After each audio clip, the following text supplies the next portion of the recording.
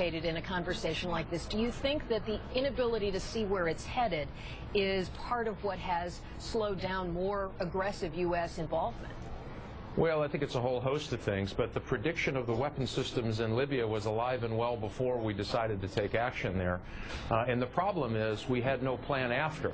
This is trying to get ahead of this problem. So that's why, again, this isn't a Republican issue. This Republicans and Democrats in both chambers have come up and said this is getting dangerous and spiraling out of control. For a very small and effective effort now in helping coordinate our Arab League partners so they can be effective, we save big and ugly later. And this is the lesson we should have learned, is that you can't just hope for a good outcome in Syria. It's not going to happen. So you have Syria worried about those chemical weapons and what might happen with Al-Qaeda there, Hezbollah again moving down, another terrorist organization trying to get their hands on these weapon systems.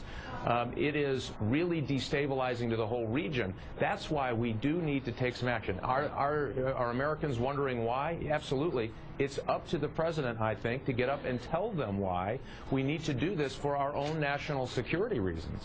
Jeffrey Sachs. Congressman, good morning. Good morning. Yeah, I also feel pretty worried about what you're saying, but I feel worried that we're just walking into another trap, another Iraq, another situation we don't control. We declared that Assad has to go, regime change, but step by step we're backing it up by now CIA operations, many other military steps, and you've explained very well how this is going to spiral out of our control. We're not going to be able to keep this in control the way that we're going. So how do you reassure Americans that this isn't going to be another incredibly expensive, devastating, destabilizing set of actions after we've declared this regime change philosophy once again that we know leads to this massive blowback? Yeah, exactly. Well, first of all, there's no big troops, and nobody is calling, not Republicans, Democrats, anybody that stepped up. Carl Levin and John McCain in the Senate, myself and Elliot Engel in the House, no one has called for boots on the ground, big military, big involvement, owning the mess when it's over.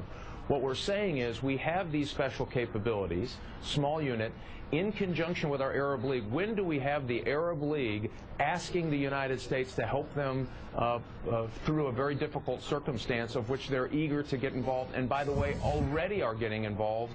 And many argue they're getting involved in a way that's uncoordinated and probably at the end of the day maybe even unhelpful to what happens after Assad falls. Fights between Sunnis and Shias and extremists versus secularists, all of that is brewing. With a little bit of U.S. leadership, and I'm talking a little bit, that most Americans wouldn't even have wouldn't see this in the daily news, other than the mass casualties we see now in Syria, is just by giving them some breathing space and then training and vetting opposition forces who are doing the fighting now. So this is not the United States doing the fighting, it's just bringing those special capabilities. And I argue if we know that they've put these chemical weapons into a position to be used, and they've certainly shown intent to use them, and we have the capability to make sure that they don't use them, I would argue we have a moral obligation here. Imagine a chemical exchange here in Syria and what that would do, to a humanitarian crisis. I just don't think we should idly sit by when we have the capability without big UN involvement. And that's the difference. This isn't Iraq. It's not Afghanistan. This is a much smaller, much more effective way to rally the Arab League and make them more effective in protecting those weapon systems and bringing the Assad regime to an end. Steve Ratner.